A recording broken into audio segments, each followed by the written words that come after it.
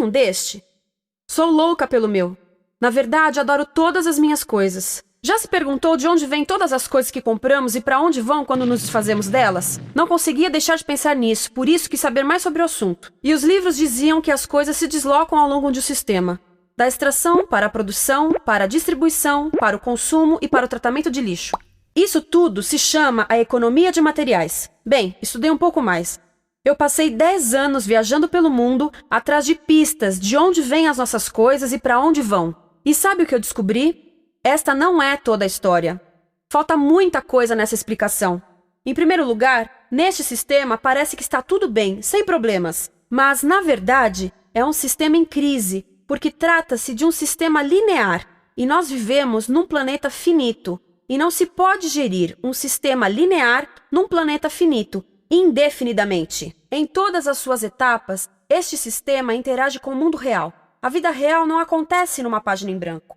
Interage com sociedades, culturas, economias, o ambiente, e durante as etapas a vida vai se chocando contra seus limites. Limites que aqui não vemos porque o diagrama está incompleto.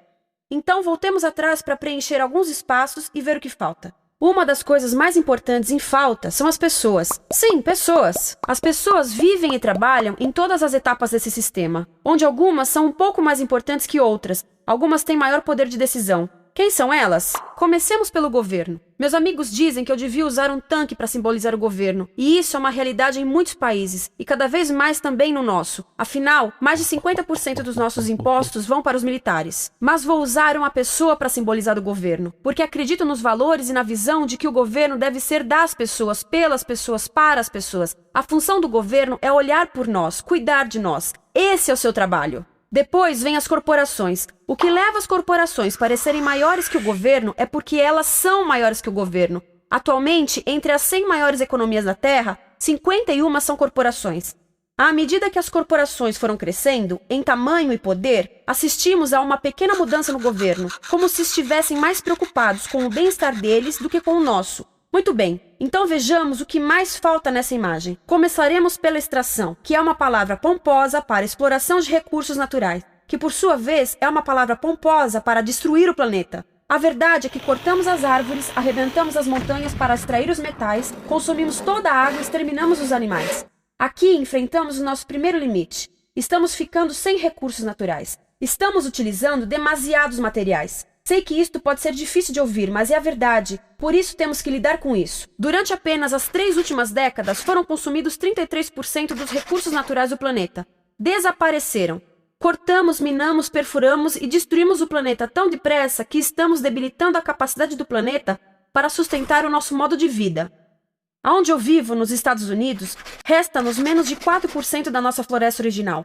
40% dos cursos de água estão impróprios para o consumo. E o nosso problema não é apenas estarmos utilizando demasiados recursos, mas o fato de estarmos utilizando mais do que a nossa parte. Temos 5% da população mundial, mas usamos 30% dos recursos mundiais. Se todos consumissem ao ritmo dos Estados Unidos, precisaríamos de 3 a 5 planetas. E sabem uma coisa? Só temos um. Então, a resposta do meu país a essa limitação é simplesmente ir tomar dos outros. Este é o terceiro mundo, que alguém dirá tratar-se apenas de uma expressão para designar o local para onde foram as nossas matérias-primas. E o que é que acontece? A mesma coisa, destruição do local. 75% das zonas de pesca do planeta estão sendo exploradas ao máximo ou além da sua capacidade. Desapareceram 80% das florestas originais do planeta. Só na Amazônia perdemos 2.000 árvores por minuto, o equivalente a um campo de futebol por minuto. Então, e as pessoas que vivem aqui? Bem, de acordo com esses sujeitos, eles não são donos desses recursos, mesmo que vivam lá há gerações. Não são donos dos meios de produção, nem compram muitas coisas. Nesse sistema, quem não possui nem compra muitas coisas não tem valor. A seguir, as matérias-primas seguem para a produção, onde utilizamos energia para misturar químicos tóxicos com recursos naturais para produzir produtos contaminados com tóxicos. Há atualmente no comércio mais de 100.000 químicos sintéticos. Apenas um punhado foi testado para avaliar o seu impacto na saúde, e nenhum foi testado em relação aos impactos sinérgicos na saúde, ou seja, a interação com todos os outros químicos aos quais estamos expostos diariamente. Por isso, desconhecemos o impacto total deles na saúde e no ambiente. Mas sabemos uma coisa: os tóxicos entram e saem. Enquanto continuarmos a introduzi-los nos nossos sistemas de produção industrial, continuaremos a inserir esses tóxicos nos produtos que levamos para nossas casas, trabalho e escolas, e claro, para nossos corpos. Como os BFRs, ou retardantes de incêndio à base de brometo, que tornam as coisas mais resistentes ao fogo, mas são super tóxicos. São neurotóxicos, ou seja, tóxicos para o cérebro. O que é que estamos fazendo usando esses químicos? Apesar disso, os usamos em nossos computadores, eletrodomésticos, sofás, colchões e até alguns travesseiros. Sim, pegamos nossos travesseiros, os revestimos com neurotoxinas, levamos para casa e dormimos por 8 horas com eles. Não sei, mas acho que num país com tanto potencial, poderíamos ter uma maneira melhor de evitar que as cabeças peguem fogo à noite. Sabia que essas toxinas vão se acumulando ao longo da cadeia alimentar e se concentram nos nossos corpos? Sabe qual é o alimento do topo da cadeia alimentar com o nível mais elevado de químicos tóxicos? O leite materno. Isto significa que os menores membros das nossas sociedades, os nossos bebês, recebem as maiores doses de químicos tóxicos das suas vidas a partir do leite das suas mães. Não acha que é uma incrível violação? A amamentação deveria ser o mais importante ato humano de nutrição. Deveria ser algo sagrado e seguro. A amamentação continua a ser o melhor e as mães devem amamentar, mas nós deveríamos proteger esse ato. Eles deviam protegê-lo. Eu pensava que zelavam pelos nossos interesses. As pessoas que mais sofrem com esses produtos químicos são os trabalhadores das fábricas. Muitos são mulheres em idade reprodutiva que trabalham com toxinas que afetam a gestação, carcinogênicos e muito mais. Agora eu pergunto, que tipo de mulher em idade reprodutiva trabalharia no emprego deste, exposta a estas toxinas, a não ser uma mulher sem outra alternativa? Essa é uma das maravilhas desse sistema. A erosão dos ecossistemas e economias locais aqui garante um fluxo constante de pessoas sem alternativas. No mundo, há 200 mil pessoas por dia se deslocando de ambientes que as sustentaram ao longo de gerações para cidades, onde muitas vivem em bairros de lata, à procura de emprego, por mais tóxico que seja. Não só os recursos são desperdiçados ao longo desse sistema, mas também pessoas, comunidades inteiras são desfeitas. Sim, as toxinas entram e saem. Muitas delas saem das fábricas em produtos, e muitas mais saem como subprodutos ou poluição. E estamos falando de muita poluição. Nos Estados Unidos, as indústrias admitem liberar mais de 1.800.000 quilos de químicos tóxicos por ano. Deve ser muito mais, porque isso é o que eles admitem. Trata-se de outro limite, porque quem quer ver e respirar 1.800.000 quilos de químicos tóxicos por ano? Então o que eles fazem? Mudam as fábricas poluidoras para o estrangeiro, para poluir outros países. Mas, surpresa, grande parte dessa poluição volta para nós trazida pelo vento. E o que acontece depois de todos os recursos naturais serem transformados em produtos? Passam por aqui, para a distribuição, o que significa vender todo o lixo contaminado com toxinas o mais rápido possível. Aqui, o objetivo é manter os preços baixos, com as pessoas comprando os produtos em constante movimento. Como eles mantêm os preços baixos? Pagam salários baixos aos trabalhadores das lojas e restringem o acesso aos seguros de saúde sempre que podem. Tudo se resume em exteriorizar os custos. O verdadeiro custo da produção não se reflete no preço. Em outras palavras, não pagamos aquilo que compramos. Outro dia estive pensando nisto. Ia a caminho do trabalho e queria ouvir as notícias. Por isso entrei numa loja para comprar um rádio. Encontrei um pequeno rádio verde engraçado que custava $4,99. Na fila do caixa pensei, como $4,99 podem refletir o custo da produção e transporte desse rádio até ele chegar nas minhas mãos? O metal deve ter sido extraído na África do Sul. O petróleo provavelmente do Iraque. O plástico produzido na China e talvez montado por uma criança de 15 anos numa fábrica do México. $4,99 não paga nem o aluguel do espaço ocupado na prateleira, nem parte do salário do empregado que me atendeu, ou as viagens de navio e caminhão que o rádio fez. Foi assim que eu percebi que eu não paguei o valor do rádio. Então, quem pagou? Estas pessoas pagaram com a perda do espaço dos seus recursos naturais. Estas pagaram com a perda do ar puro, com o aumento de doenças como asma e câncer. As crianças do Congo pagaram com o seu futuro, pois 30% delas abandonam a escola para trabalhar nas minas de coltan, um metal que usamos em aparelhos eletrônicos baratos e descartáveis. Estas pessoas pagaram por não ter direito ao seguro de saúde. Ao longo desse sistema, pessoas contribuíram para que eu comprasse o rádio por $4,99, mas essas contribuições não são registradas por nenhum contabilista. É isto que eu quero dizer com exteriorizar o verdadeiro custo de produção. E isso nos leva à seta dourada do consumo. O coração do sistema, o motor que impulsiona. É tão importante proteger esta seta que se tornou prioridade daqueles dois sujeitos. É por isso que, após o 11 de setembro, quando nosso país estava em choque, o presidente Bush poderia ter sugerido fazer luto, rezar, ter esperança, mas não, ele disse para fazermos compras. Compras! Nos tornamos uma nação de consumidores. Nossa principal identidade passou a ser de consumidores. Não mães, professores, agricultores, mas consumidores. Nosso valor é medido e demonstrado pelo quanto contribuímos para esta seta. Quanto consumimos. Não é isso que fazemos? Compramos, compramos, compramos. Manter os produtos circulando.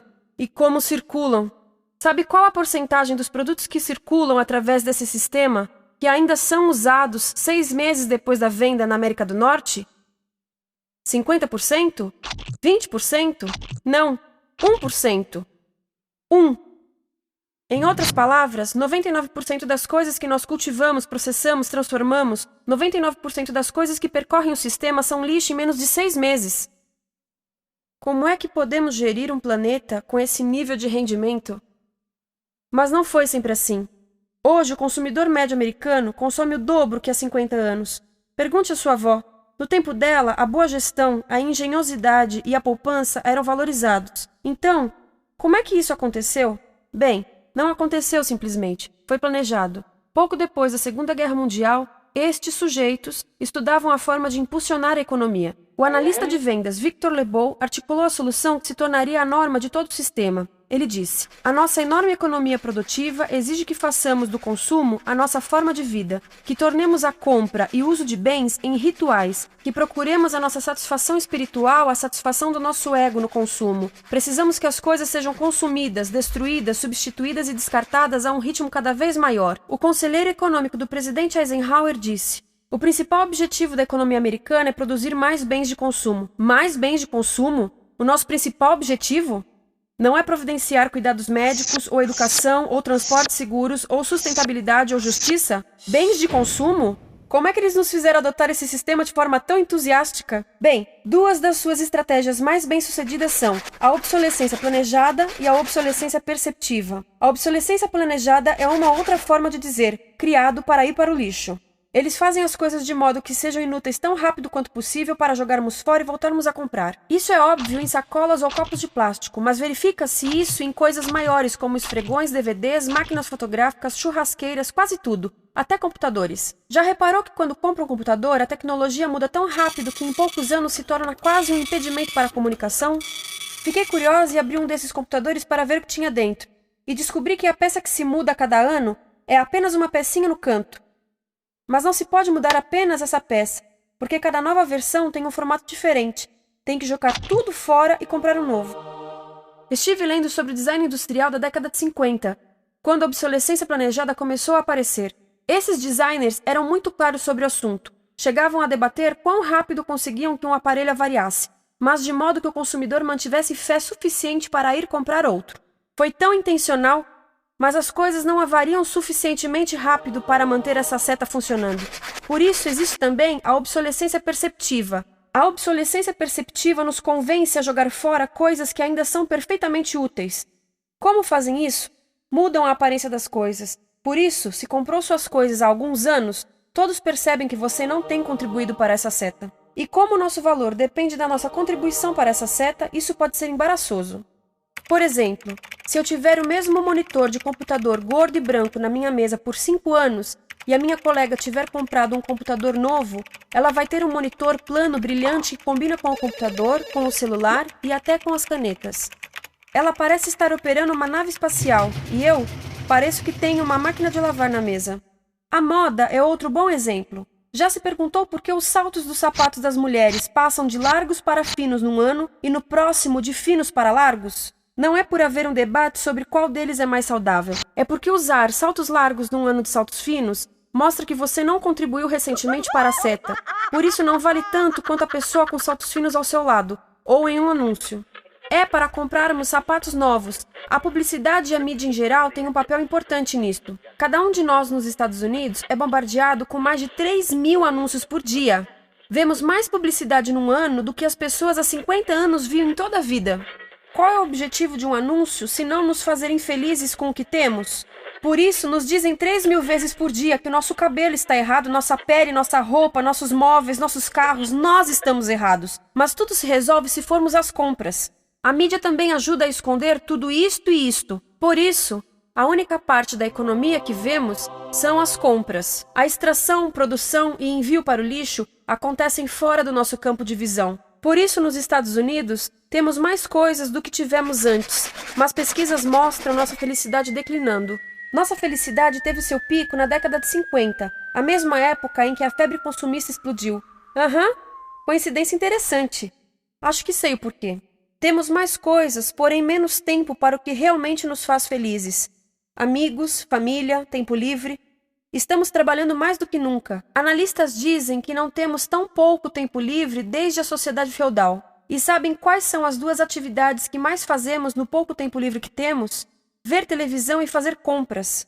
Nós, americanos, passamos 3 a 4 vezes mais tempo comprando do que os europeus. Assim, nessa situação ridícula, vamos trabalhar talvez em 2 empregos, e quando chegamos em casa exaustos e sentamos no sofá novo para ver televisão, os anúncios dizem que não prestamos, então vamos às compras para nos sentirmos melhor. Depois trabalhamos mais para pagar o que compramos e chegamos em casa mais cansados, vemos mais televisão que nos diz para fazermos compras outra vez. E estamos nesse ciclo de trabalhar, ver, comprar, e podíamos simplesmente parar. Então, no final, o que acontece a todas essas coisas que compramos? Nesse ritmo de consumo, não cabe tudo em casa, apesar do tamanho médio das casas ter duplicado nesse país desde os anos 70. Vai tudo para o lixo, e isso nos leva ao tratamento do lixo. Essa é a parte da economia de materiais que conhecemos melhor, porque nós temos de levar o lixo até a esquina. Cada americano produz 2 quilos de lixo por dia, o dobro do que fazíamos há 30 anos. Todo esse lixo ou é despejado num aterro, que é um grande buraco no chão, ou ainda pior, primeiro é incinerado e depois despejado no aterro. As duas formas poluem o ar, o solo, a água, sem esquecer que alteram o clima. A incineração é realmente ruim. Lembra daqueles tóxicos da fase da produção? Bem, queimar o lixo libera esses tóxicos no ar. Pior ainda, produz supertóxicos novos, como a dioxina. A dioxina é a substância mais tóxica feita pelo homem, e os incineradores são a principal fonte de dioxina. Isso significa que podemos parar a principal fonte da mais tóxica substância conhecida e feita pelo homem, simplesmente parando de queimar o lixo. E podemos parar hoje. Algumas empresas não querem criar aterros e incineradores aqui. Por isso, também exportam os resíduos. Então, e a reciclagem? A reciclagem ajuda? Sim, a reciclagem ajuda. Ela reduz o lixo nessa extremidade e depois reduz a pressão para minerar e colher mais nessa extremidade. Sim, todos devemos reciclar, mas reciclar não é o suficiente. Reciclar nunca será suficiente por 2 razões. Primeiro, o lixo que vem das nossas casas é apenas a ponta do iceberg. Para cada saco de lixo que deixamos na esquina, 70 sacos de lixo são criados anteriormente, só para fazer o lixo desse saco que deixamos na esquina. Assim, mesmo que pudéssemos reciclar 100% do lixo das nossas casas, não se chegaria ao coração do problema. Além disso, grande parte do lixo não pode ser reciclado, ou porque contém demasiados tóxicos, ou porque é criado de início para não ser reciclável, como aquelas caixas de suco, que têm as camadas de metal, papel e plástico, todas coladas. Não dá para separar essas camadas para reciclá-las. Como se vê, é um sistema em crise. Por todo o percurso, estamos batendo em limites, do clima em mudança ao decréscimo da felicidade. Simplesmente não está funcionando. Mas a parte boa de um problema tão generalizado é haver tantos pontos de intervenção. Há pessoas trabalhando aqui salvando florestas, e aqui na produção limpa. Pessoas trabalhando em direitos do trabalho, em comércio justo, em consumo consciente, no bloqueio de aterros e incineradores. E muito importante, em recuperar o nosso governo, para que seja realmente pelas pessoas e para as pessoas. Todo esse trabalho é criticamente importante, mas as coisas vão realmente começar a se mover quando enxergarmos as ligações, quando enxergarmos o panorama geral. Quando as pessoas ao longo do sistema se unirem, poderemos reivindicar e transformar esse sistema linear em algo novo, um sistema que não desperdice recursos ou pessoas, porque aquilo de que precisamos nos livrar é da antiga mentalidade de usar e jogar fora. Há uma nova escola de pensamento nesse assunto, e é baseada em sustentabilidade e equidade, química verde, zero resíduos, produção em ciclo fechado, energia renovável, economias locais vivas, já está acontecendo. Há quem diga que é irrealista, idealista, que não pode acontecer. Mas eu digo que quem é irrealista são os que querem continuar pelo velho caminho. Isso é que é sonhar. Lembre-se que a velha forma não aconteceu por acaso. Não é como a gravidade que temos que conviver. As pessoas a criaram, e nós também somos pessoas. Por isso vamos criar algo novo.